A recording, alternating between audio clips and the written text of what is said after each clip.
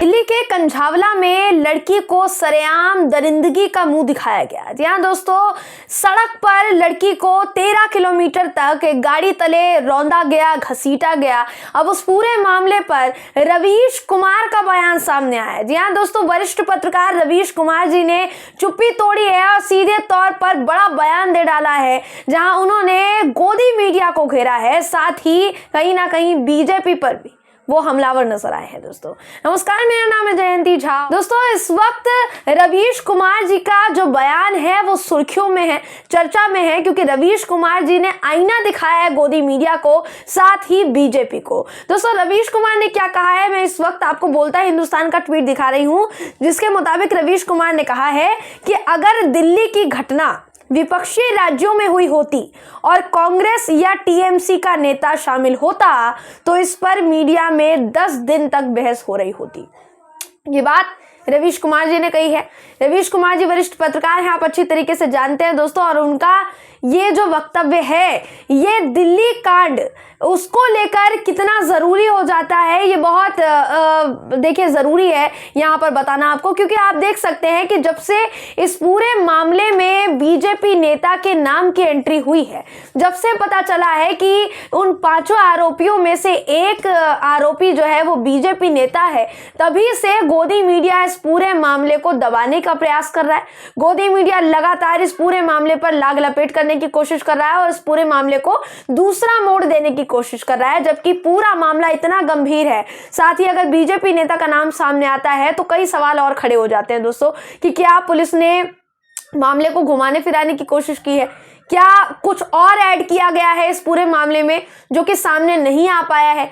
देखिए हालांकि अगर मैं बात करूं दिल्ली पुलिस की दोस्तों, तो दिल्ली पुलिस जो है अभी इस वक्त जैसे ही ये बात सामने आई कि दिल्ली पुलिस ने सुबह जिस वक्त ये पूरा घटनाक्रम सामने आया, उस वक्त दिल्ली पुलिस की मुस्तैदी उस पूरे एरिया में नहीं थी। जब से ये बात सामने आई है तभी से दिल्ली पुलिस जो है हाई अलर्ट मोड में है और पूरे मामले की तहकीकात छानबीन होनी शुरू हो गई है। अब आपको देखिए बताना चाहेंगे कि बीजेपी नेता का नाम जो सामने आया है, मीडिया बीच बचाव में जुट गया है, जैसा रवीश कुमार जी कह रहे हैं। रवीश कुमार जी ने साफ सीधे तौर पर यही बताने की कोशिश की है कि अगर देखिए इस पूरे मामले में टीएमसी नेता का नाम सामने आया होता या कांग्रेस के किसी नेता का नाम सामने आया होता तो अभी इस वक्त घंटों डिबेट हो रही होती। लेकिन इस मामले पर अभी इस वक्त किसी भी चैनल पर आप जाइए, सिर्फ और सिर्फ खबरें दिखा सकते हैं, अपडेट्स दिखा सकते हैं, डिबेट नहीं होगी, बहस नहीं होगी दोस्तों। क्यों?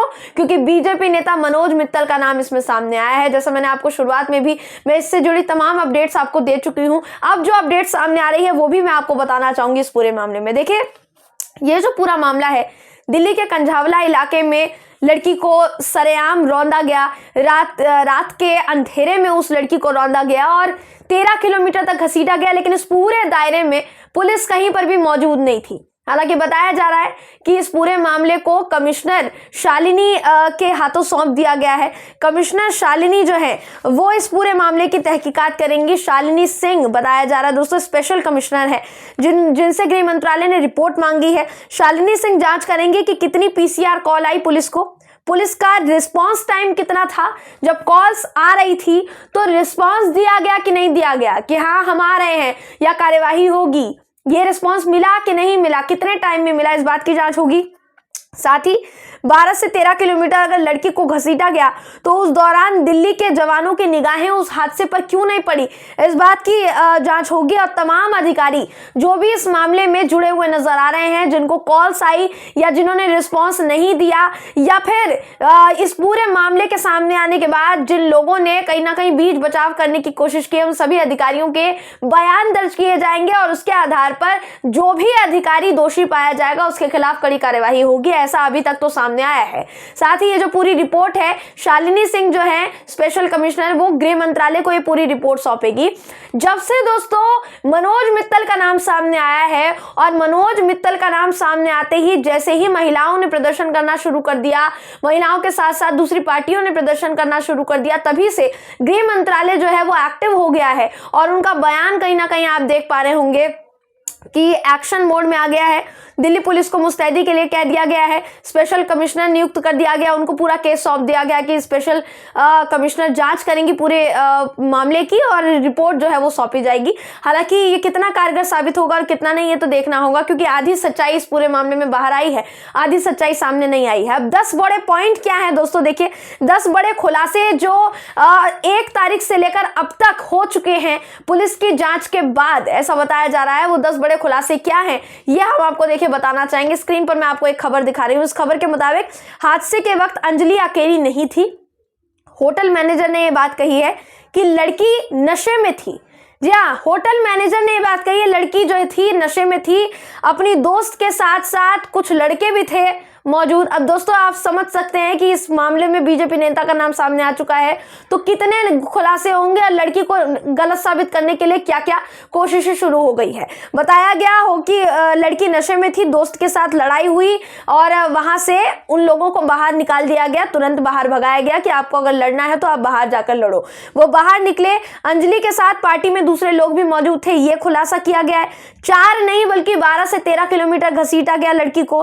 पार्टी करके आरोपी जो है वो लौट रहे थे। जितने भी आरोपी हैं, जिन लोगों ने कार से उस लड़की को रौंदा, वो सभी के सभी आरोपी पार्टी करके लौट रहे थे और बताया ये जा रहा है कि दोस्त से उन लोगों ने गाड़ी मांगी थी। आरोपी दीपक ने ये बताया कि मैं गाड़ी चला रहा था, मेरे बगल में मनोज मित्तल बैठा हुआ था और बाकी के जितने भी दोस्त थे वो पीछे बैठे हुए थे। कृष्णा विहार में कार जो है वो स्कूटी से टकराती है, कार सवार लड़की जो है वो गिर गई उस वक्त। उसके बाद ये वहां से सबके सब भाग गए। जब कंझावला में गाड़ी रोकी तो पता चला कि शव जो है वो फंसा है। सब डर गए और शव को छोड़कर भाग गए। गाड़ी जो है दोस्त आशुतोष, जिससे गाड़ी मांगी गई थी, दोस्त आशुतोष के घर पर वो जो गाड़ी है वो पार्क कर दी गई और जितने भी आरोपी है ये फरार हो गए, भाग गए दोस्तों वहां से। हालांकि अभी इस वक्त 5 आरोपियों को गिरफ्तार कर लिया गया है और इनसे पूछताछ जारी है। नए नए खुलासे देखिए जितने भी हैं वो हो रहे हैं। बताया जा रहा है फॉरेंसिक टीम इसकी जांच कर रही है। साथ ही इस बात का भी पता लगाया जा रहा है दोस्तों कि लड़की के साथ बलात्कार हुआ है या फिर नहीं हुआ है। शुरुआती जांच में थोड़े थोड़े संकेत मिल रहे हैं कि लड़की के साथ बलात्कार हुआ है, लेकिन जब तक फॉरेंसिक रिपोर्ट नहीं आ जाती तब तक इस बात की पुष्टि नहीं की जा सकती है कि लड़की बलात्कार से पीड़ित, बलात्कार उसके साथ हुआ है या फिर नहीं हुआ है, कुछ अनहोनी हुई है या फिर नहीं हुई है। दोस्तों ये बात फॉरेंसिक जांच में सामने आ जाएगी, इसलिए फॉरेंसिक टीम जो है वो भी जांच में जुट गई है, ऐसा बताया जा रहा है। रेप पर जो है संशय बरकरार, जैसा मैंने आपको कहा अभी पुष्टि नहीं हुई है तो संशय जो है वो बरकरार है। पीड़िता का अंतिम संस्कार जो उसकी प्रक्रिया है वो शुरू हो चुकी है और उसका अंतिम संस्कार जो है वो हो चुका है, ऐसा बताया जा रहा है। हालांकि जो पीड़िता के मामा हैं दोस्तों, साथ ही उनकी जो मां है, वो इस बात को मानने के लिए तैयार नहीं है। उनका कहना है कि पुलिस जो है अच्छी तरीके से जांच में सहयोग नहीं कर रही है और इस पूरे केस को घुमाया फिराया जा रहा है, अलग मोड़ दिया जा रहा है, जिससे हमारी बच्ची का कोई लेना देना भी नहीं था। हमारी बेटी परिवार में इकलौती थी कमाने वाली और वो चली गई तो हमारा तो पूरा परिवार ही उजड़ गया। लेकिन अभी आप देख सकते हैं कि पुलिस से हम इसमें सहयोग करने के लिए कह रहे हैं, लेकिन पुलिस किस तरीके का रवैया अपना रही है। आपको याद होगा दोस्तों, इससे पहले पत्रकारों के साथ जो है बदसलूकी हुई है। Zee News, Republic media, Times Now, Bharat, जितने भी चैनल्स हैं, बड़े बड़े चैनल्स, ये जब दिल्ली पुलिस से उनका बयान लेने के लिए गए थे तो उनके साथ बदसलूकी हुई, मारपीट हुई, हाथापाई हुई, उनको अंदर से बाहर धक्का देकर भगाया गया। साथ ही आपको बता दें कि मनोज मित्तल, भाजपा का जो नेता है मनोज मित्तल, उसका नाम सामने आने के बाद उसके एरिया से लेकर एलजी के जी हाँ दोस्तों गवर्नर, यहाँ दिल्ली के गवर्नर, दिल्ली के एलजी साहब, उनके घर के बाहर भी प्रदर्शन हुआ है। आम आदमी पार्टी ने प्रदर्शन किया है। सबसे पहले मैं आपको दिखाना चाहूंगी कि महिलाओं ने अपना विरोध कैसे जाहिर किया है और किस तरीके से वो अपना गुस्सा जाहिर करती हुई नजर आ रही है। महिलाओं का वीडियो सबसे पहले आपको दिखा देते हैं दोस्तों, महिलाओं का वीडियो देखिए आप।